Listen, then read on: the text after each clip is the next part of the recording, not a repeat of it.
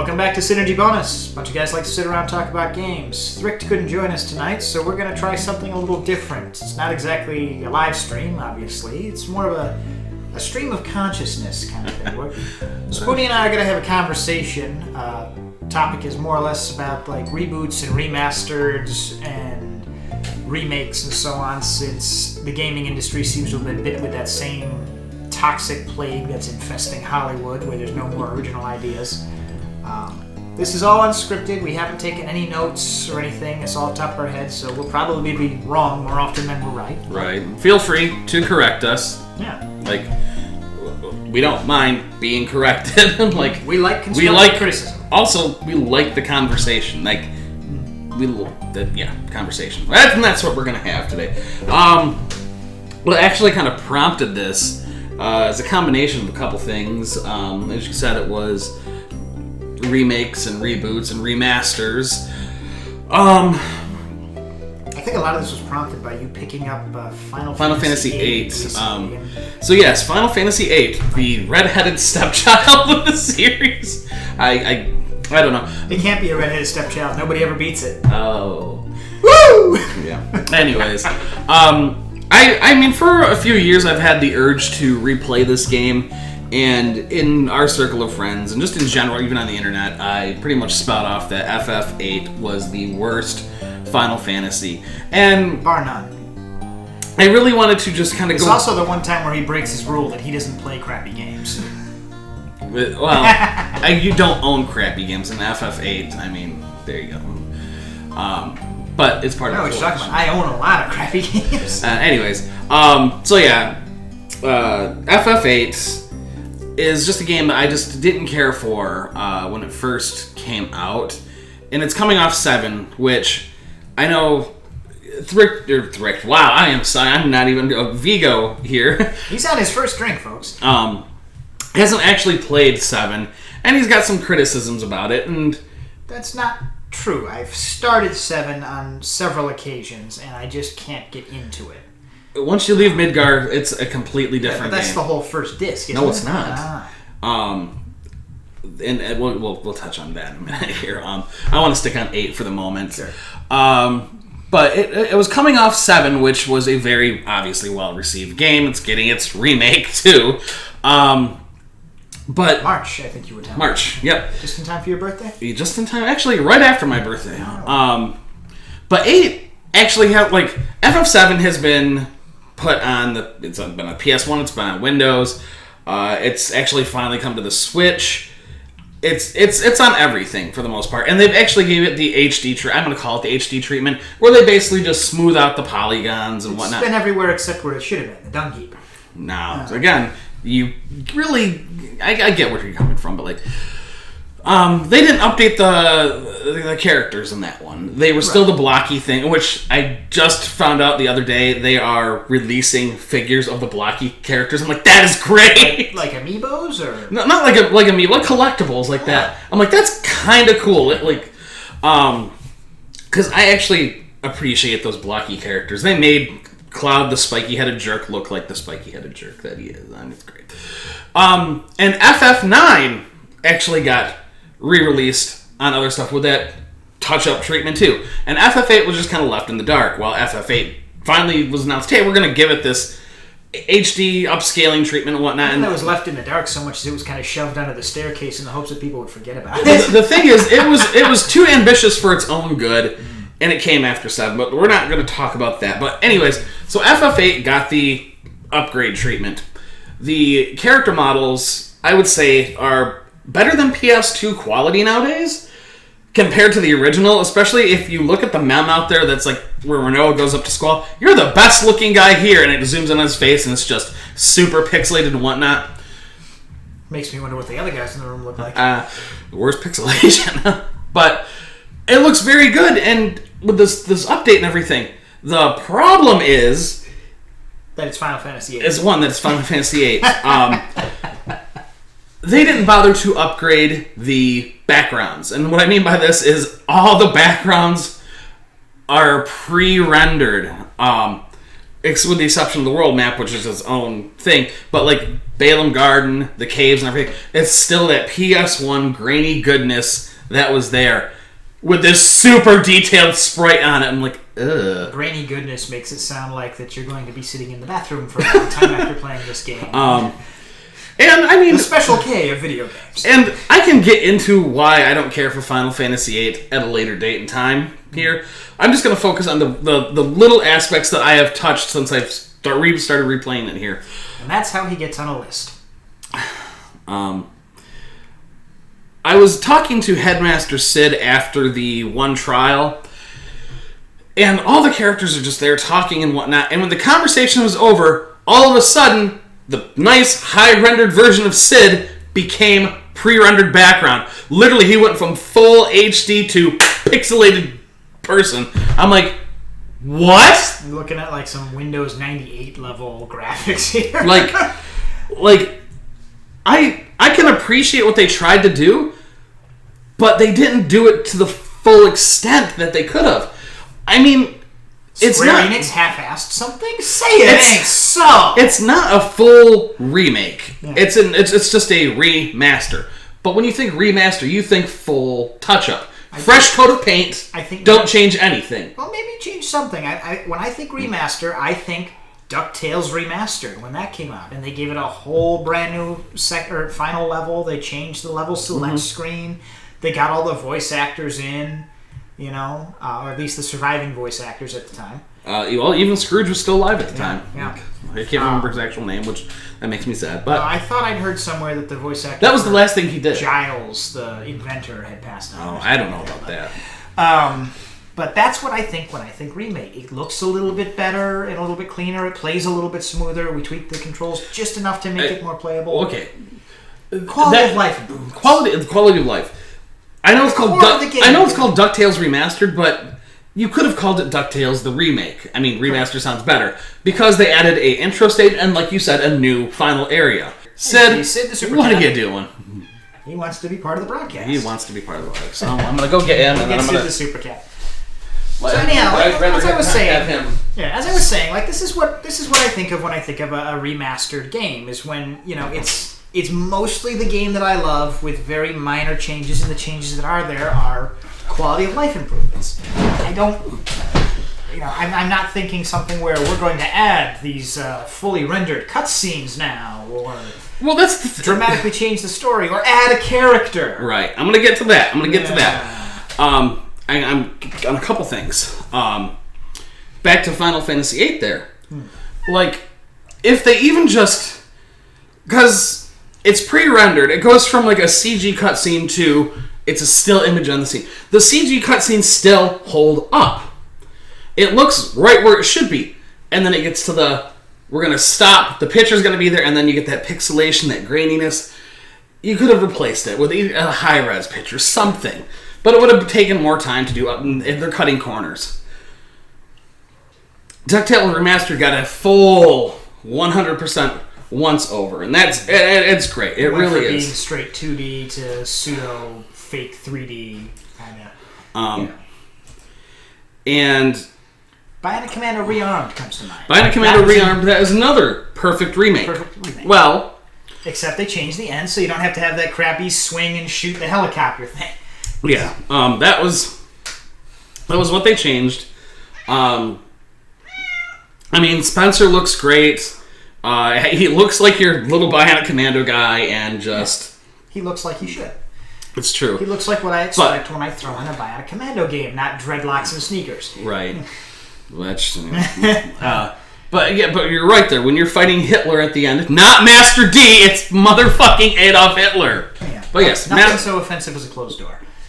But Master D, like you were saying, in the original NES version, it was a helicopter, and you were swinging, and if you didn't hit the cockpit, you got to restart the game over.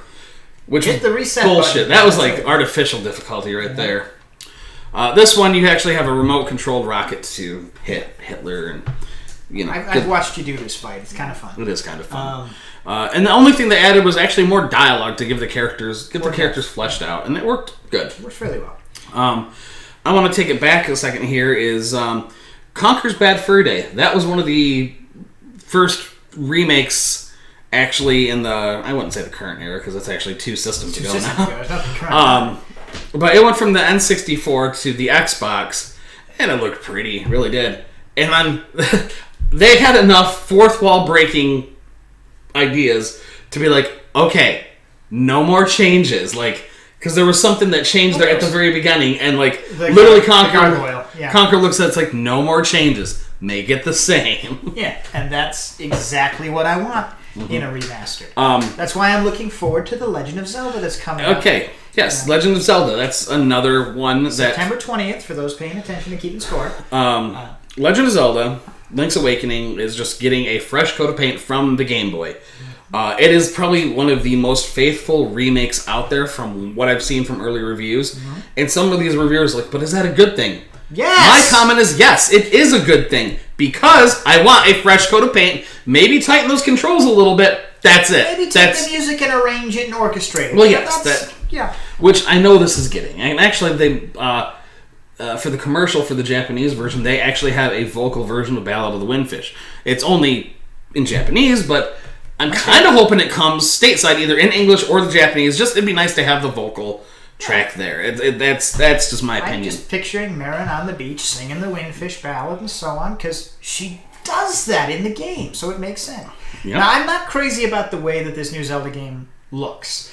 Like, I get that they're trying to be faithful to the sprite. It looks like Meeple. It looks like somebody took the little Fisher-Price figures and it just, bouncing them around. No, I want it to look like, Breath of the Wild in the Windfish Island. But I don't know. I think it has its charm, but I think it's going to be a perfect example of crap graphics cannot ruin a great game. Because it's a phenomenal game in the original Game Boy Color setting. But and here's the other thing, too. I don't think it's crap graphics. I just think it's phenomenal graphics in a crap art style. There you go. That's better. Style, yeah. Just like Wind Waker. Yeah, Wind Waker. That was another game that got HD polish. They took the nice cell shading, gave it the HD smoothing. Great. That's it. They didn't change. I've seen that saga. There's nothing nice about Cell. No. They had to take some stuff out and take liberties because you couldn't connect the GBA to it for the Tingle Tuner and whatnot. So I never used the Tingle Tuner. Me neither. So just wasted time. Just take it out. It's a waste of space. But I mean, like the cell shading, it looks toony, it looks goony, it looks awful. I hate the small feet. I hate the giant heads. I do appreciate that, like the characters can be more expressive and so on. I hate how goony the freaking Great Deku Tree looks with the one tooth sticking up in the giant... He looks like an idiot. Like, I expect him to be talking in some weird backwater Alabama accent as he's, cross-pollinating with his sister Maple Tree over there. But you see, I don't mind that. I'm fine with that. I've seen some people swear that game off because of the art style. No, it's still a very phenomenal It's game. Actually probably one of the darker Zeldas, too. Mm-hmm. Darker storylines, great story, great gameplay, great action. It just looks goony as hell because the cell shading. Graphics don't make a game. Right, exactly. I'm actually going to take it back here to a different game, actually, that I just picked up here recently. 2 sips this time. So, a while back, I did a video on Grandia.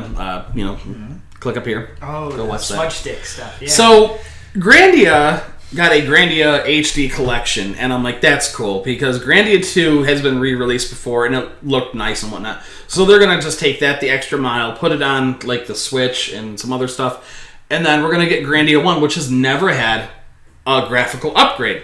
And that one, they only went the extra 100 yards. There's a lot of problems with this. A lot of problems. We'll go into that in depth at some point. Well, I'm going to pick on some of those problems right here. Give me the highlights. Okay. Lowlights. So I'm going to start with Grandia 2. Grandia 2 looks great. They've really HD'd those edges. I'm going to HD this. Smoothing the edges and whatnot. Maps look better than they looked on the PS2 and the Dreamcast. And I'm good with that. The problem is, nothing should change between that to this. The game is buggy. Okay. Was the game not originally buggy? No. The tracks looped. Audio tracks looped. I will be in a boss fight, fighting the boss, it would loop like normal. Right. The music actually fades out. I have some moments of silence and then it starts back up. I'm like, That is jarring. That is terrible. Off-putting, yeah. Sound effects keep procking when there's nothing on the screen. It's like, oh, this boulder moved, and you kept hearing the boulder or something ticking, and just it's a problem. It is an absolute problem. Also, with the way the camera's set up, I don't like the way it moves, so I switch the camera in the options. Every time I start the game, I have to go to the options and switch it again. That's a quality of life thing. I never had that problem in the old stuff. Okay. Oh, also, when the character Elena is sleeping, for whatever reason, instead of laying down with her eyes closed, she has this black bar across her face. That's not sleeping. That's bad graphical glitches right there. Kind of rapey. I mean, is it supposed to be like a night or a sleep mask? Or no, she's supposed to be on the ground with her eyes closed because when she wakes up, the black bar goes away. So, I don't get what they had. I know on Reddit there's a list of complaints for both games, and hopefully, well, the company actually said that they're gonna try to address them. Yeah. So I'm hoping a patch comes here soon. Don't patch. You shouldn't have to patch. I'm your really games. getting sick of consumers as playtesters. Right. Like that's all bad right. business. Okay, going back to Grandia 1. Before I get onto the cons, the good things, of course, the good things. The maps look good. The character sprites look good. They're the best they've ever looked. The problem is now they took good face sets for when the characters have their dialogue that were nicely done. And like basically ran them through Photoshop smudge filter. It's like, let's smooth the fuck out of everything here.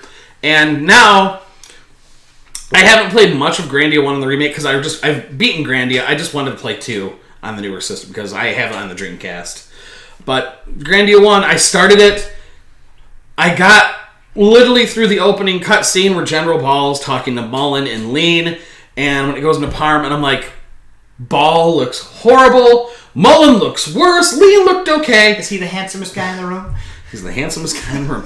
And then when I got into Parm, Justin's face looked okay. Sue's face looked okay-ish. Okay-ish. And you can still tell it's been smudged. I'm like, come on. You had really decent... We have the tech. We have the artists. Can't you just have somebody draw up a nice portrait? Honestly, the old ones would have been sufficient. Yeah.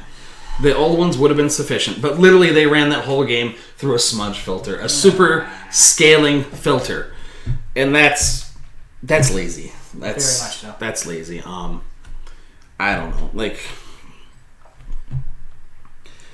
in terms of remakes, like, you can do it well, you can do it good, and so let's talk about Final Fantasy VII. I was gonna say Metroid Zero Mission done well. Metroid Zero Mission has done very well. Before we actually talk about Final Fantasy, I was actually lamenting to Trav the other day that the original Metroid is just... It's not... It's a beloved relic, but it's a mess. It definitely... You can definitely tell it was a product of its time.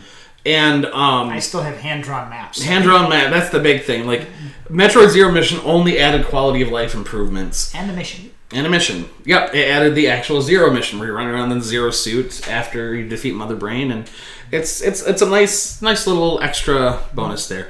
And I really hope that we get another 2D Metroid because I really like those.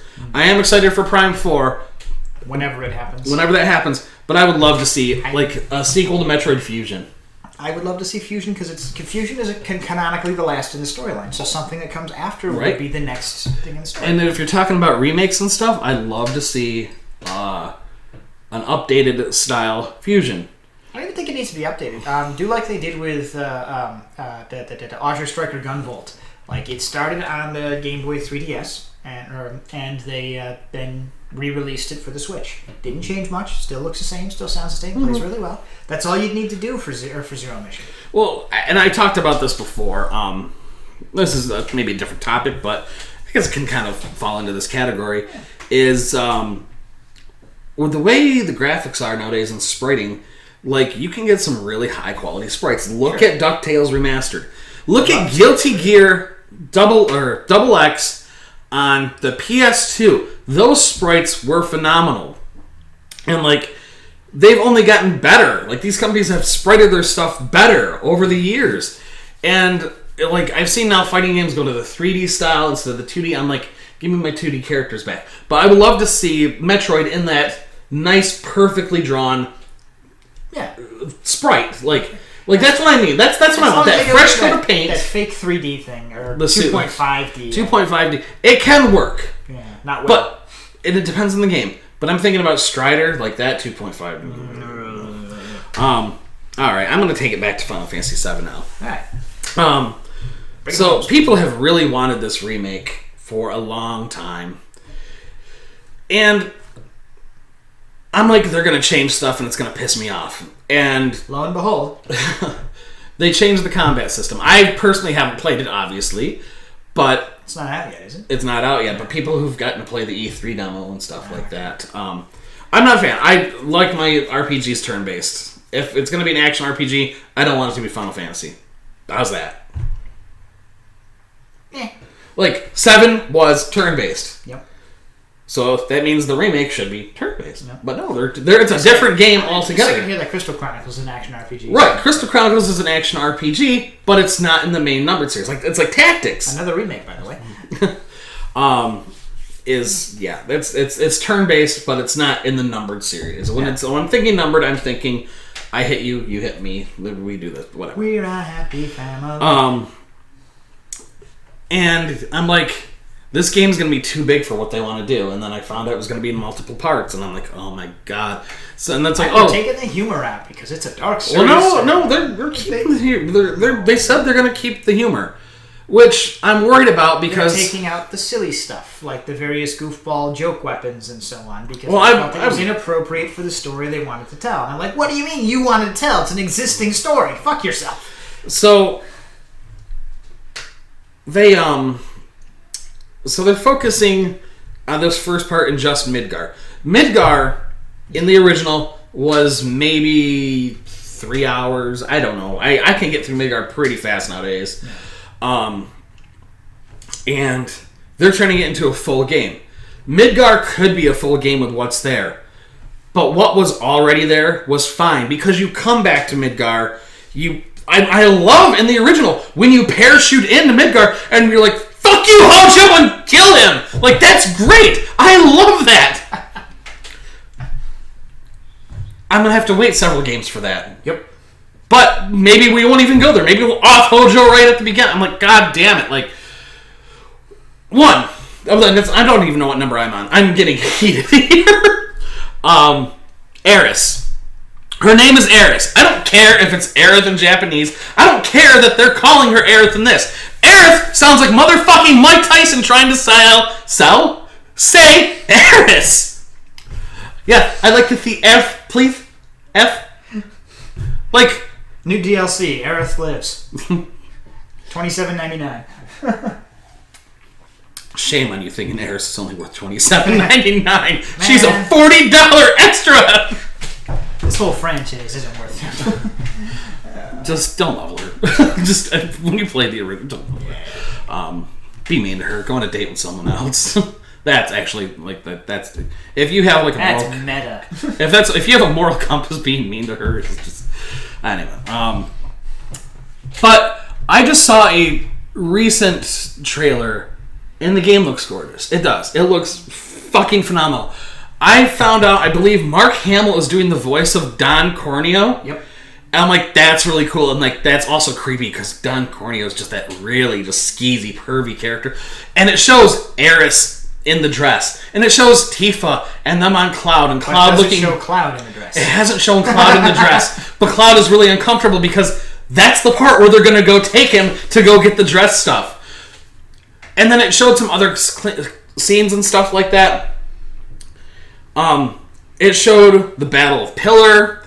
It showed Reno fighting Cloud in the church, which never happened. Reno just comes to the church, you guys hightail it out, and then the Shinra soldiers come after you. It actually shows a skirmish between Reno and Cloud. So yes, Reno indeed will catch holy hell for stepping on those flowers. Yeah, that's another. I love the lines from the original. I'm gonna lose out on these lines. I dreamed I was a moron. That's squalls, and no one likes those. Tend to rain on your parade. Yes, they do. Apologies to Team 4-Star. They also showed the aftermath of Sector 7 crashing down, and I'm like, oh my god, like that is going to be a pivotal moment. I'm excited for that, and then you'll have to buy the next port. then no.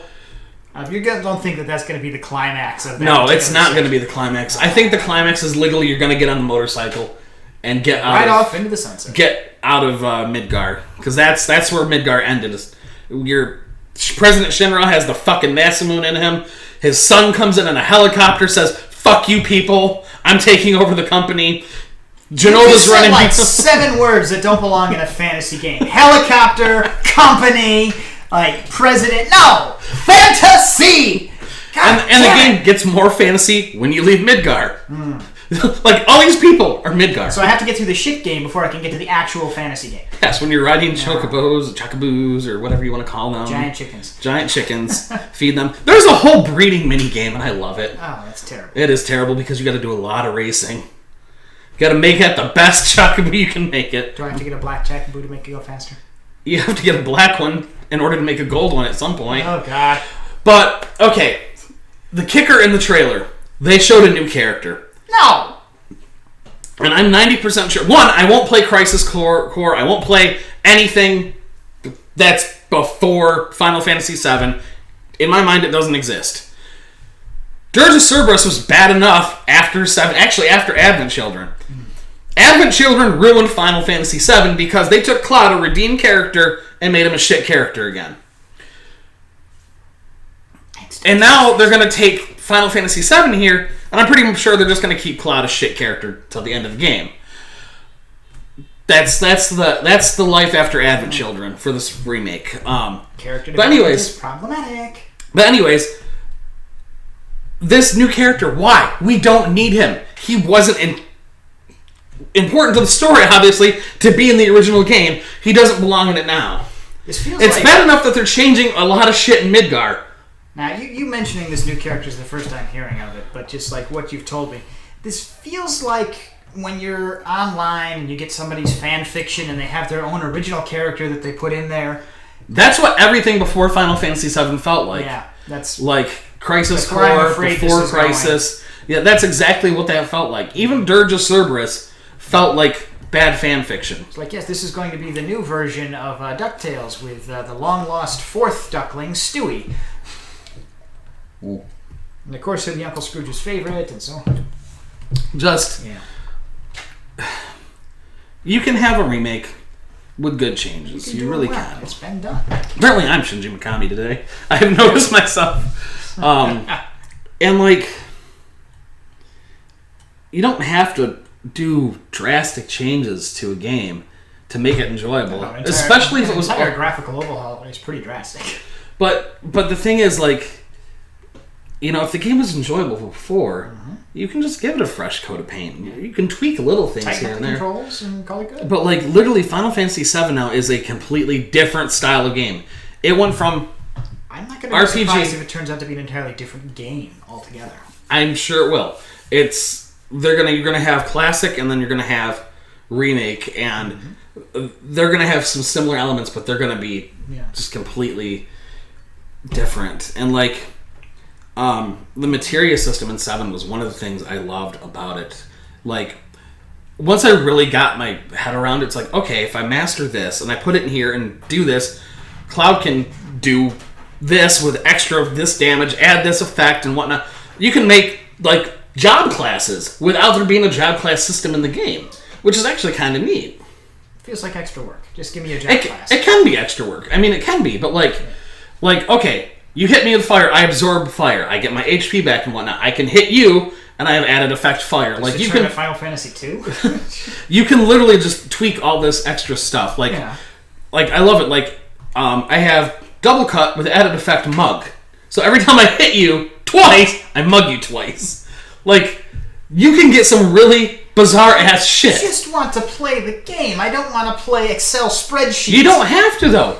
The first time I played through it, and actually multiple times I played through it, I didn't do that. But when I started messing around with it, I'm like, okay, that's kind of cool. That's why I had so much trouble getting to the end of Bravely Default, because by the time you get to the final world, it's all, you've got this giant multi-page chart. You look like that guy from The Office trying to prove that all these mail delivery things don't exist with his string conspiracy chart. His murder chart. And like, this is, what you have to do to equip each of your damn characters in order to proceed through the fights. And you have to do it differently for each fight because there's a new strategy coming up. It's like, that's not fun. I'm not playing a game. That's work.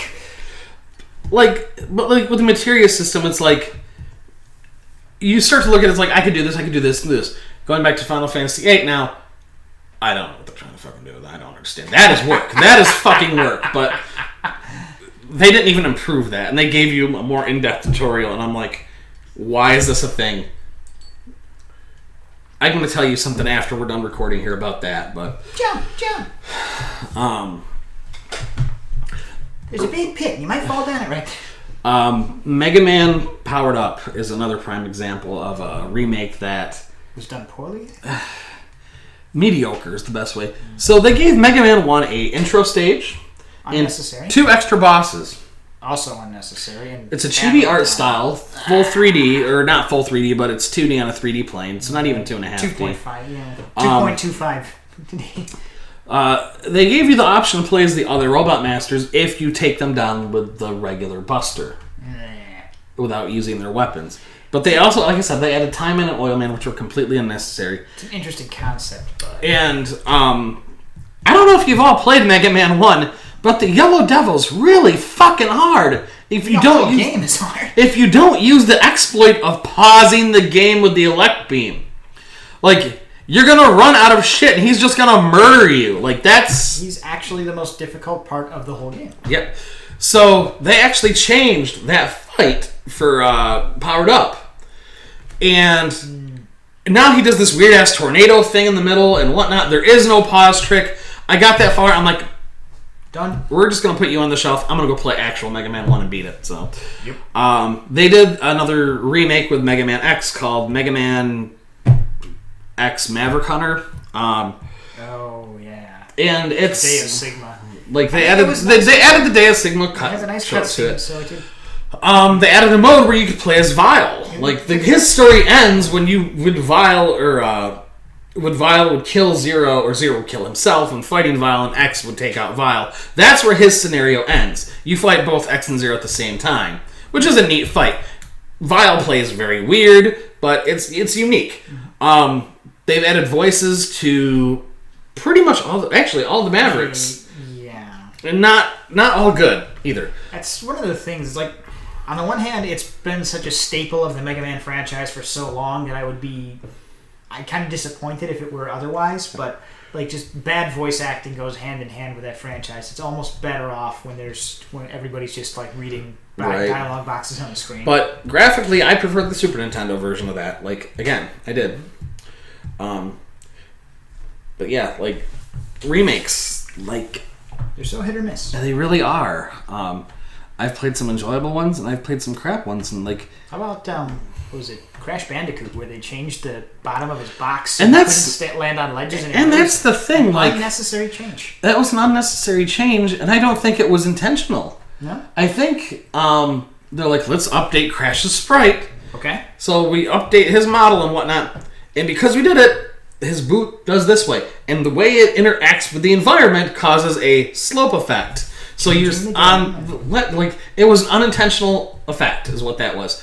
Otherwise, those games are gorgeous and they play fluently. But people who played the original so much noticed, it's like, why is he slipping? Why is he slipping? Well, it's because his model has been updated. Flat on the bottom. Now there's a point. Like, and it's terrible. Like, I've been waiting to play the Spyro Reignited trilogy, but the Reignited trilogy seems to have one of the problems I have with some modern games: the dreaded motion blur. Like, if that camera turns and like that background just blurs, I'm like, why? The human eye does that naturally. You don't have to have the camera do it. I don't know. Those are my gripes and things about remakes. Do you have anything? I mean, you hit base of the things. I threw in some nice things in there. Like I said, as long as you don't screw with the gameplay too much, because isn't that the point, I think? If we're taking this game that's a beloved game, people were really all about it, it isn't about how it looks. It isn't about how it sounds. It was about the fact that the gameplay experience was fun. And if you mess with that formula, then you're defeating the purpose of spending that fun. Well, I know the real purpose is that to get all these nostalgia freaks to go out and buy their game so they get more money. So they get more money off the franchise. But from the consumer perspective, if you change the gameplay, if you dramatically change elements of the story, you're alienating your fan base. Then it's a different game. It's a different game. It's not a remake, and it's not what I meant to buy. Sometimes I'm happily surprised. You know, I'm going to pick on DuckTales again because it was incredibly well done. It really was. They changed the beginning and the end, and it worked. But everything in between was the same. The controls didn't change. Like, literally, you could pick up and play that game. Like, if you play the original, you could pick it up and play that game. Yep. And Final Fantasy VII is not going to be that way. Nope. It's going to be an entirely different thing. It's an entirely different experience. From the consumer side of things, when we're like, parents now wanting to share this game that was such an integral and like pivotal part of our childhood with our kids, or in some cases, some folks I know, grandkids, they're not getting the same experience. They're getting an entirely different thing. And in a lot of cases, they're trying to sell us that this is a good thing, that times have changed and the industry has to keep up with it. It's like, that's not the point. And that's why Kickstarter exists and certain games like this exist. No one wants to buy your Castlevania. Bullshit. Fuck you. Here's Bloodstain. Yeah. That's why I stockpile books, and every time I see like one of my old favorite movies from when I was a kid come out on DVD or Blu-ray or whatever, I grab a copy of it, and I have those set aside for when my niece and nephew, and if I ever have kids of my own, when they're old enough to appreciate these things, they can see them in their older, unaltered, original problematic forms. Yeah. And, because beyond being something that was entertaining and that I enjoyed, it's something that was formative to me, and it's a bit narcissistic to phrase it this way, but it's a way to give them a little bit of insight into my past and what I was. It's a way to get them to know me better. And by changing it, you're taking that away. You're not wrong. One of the problems when I tried introducing my niece to She-Ra. Like, the new She-Ra show could have been a great show if you'd have called it anything else, because it's not She-Ra. And, this was something that was big and, it wasn't necessarily as formative to me as it was to my sister, but she won't even touch it because it's got that god-awful art style. Yeah. It sounds like your family has discerning taste. Yeah. But I'm going to pick... Again, it's taking that element of sharing something that was good from the past with the next generation by trying to change it to the next generation's tastes. I'm not going to change, Dracula or the Count of Monte Cristo or the Odyssey, although they do, but I still have the original books and so on, because I can flip open a book and it's not going to change in 30 years. The pages may be a little more fragile and it gets more of that delightful old book smell. Video games don't have that consistency. Right. And I've often heard it like, well, this is ruining my childhood. No. Well, don't play it. You have the original at home. That's not the point. That works very well for, like I said, that works very well for books. And that's about the only medium it works. I do have a lot of these original movies at home. They're on Betamax tapes. Do you have a working Betamax player? I don't. But I'm going to pick on Final Fantasy VII here again because, there's enough people that want this remake, and now that you're changing it to this different vision, to cater to somebody, I don't know. Not cater to your original audience, that's for sure. The people who you're alienating them. Buy this? Like, you're alienating them. They wanted to spend the money on this grander looking thing and whatnot. Like, my dad plays video games, and he hated the Final Fantasy series because he's not a fan of the turn-based one. I can guarantee you he would love this remake because he wasn't exposed to the original because he refused to play it because of the turn-based, and now he will. And I get that. You're going to pull different people into this, but you're alienating the people that were already there. I feel it's that a giant middle finger to the fan base that has kept the franchise alive over all this time. And you know what? It doesn't matter who else is at the prom. Sometimes you have to dance with the girl that brung you. Doesn't matter how buck-toothed or old she is now. And the other thing is, too, it's like, there are definitely fans out there that will defend the actions of this. It's like they can do no wrong. No, like literally, there will be wrong done. Like you have to take an acknowledgement. Final Fantasy loot boxes. Holy shit! Don't. No, I don't want to think of that. And you know, want to fight Green Weapon? Well, get this loot box, and maybe you'll get the chance to. Actually, it wouldn't be that. It'd be like, you need the underwater materia. Here, take these loot boxes. You might get it. Oh God, that just that really just broke me inside. I just made him sad. We're running really long here, and the concept of just like loot box materia is just it's throwing me right now. But you know, what are you guys' thoughts on remakes? Do you prefer them to be a fresh coat of paint with little quality life improvements, or do you like this is a completely different game set in the world that this one was? Like what where do you fall on that spectrum of I mean, if I want a completely different remakes? game set in the same world, give me different characters. Yes, but like Shadows of the Empire would be my go-to for that. It's set in the Star Wars universe. It follows the events of Empire and, to a lesser extent, A New Hope. I don't remember if it touches on Jedi towards the end. But it follows an entirely different character who sees an entirely different series of events as the movies happen in the background. Yep. If you're gonna do something new in the same setting, that's what I want to see. Right. I feel like there was actually a Final Fantasy that did that. Like, say you've got the events of this going on here at the same time. This is happening over here. I don't know. I'm just probably confusing games here. We drank this Snickers ass cocktail. Well, not even cocktail. That was just 3 shots of different liquor. It tasted like a Snickers.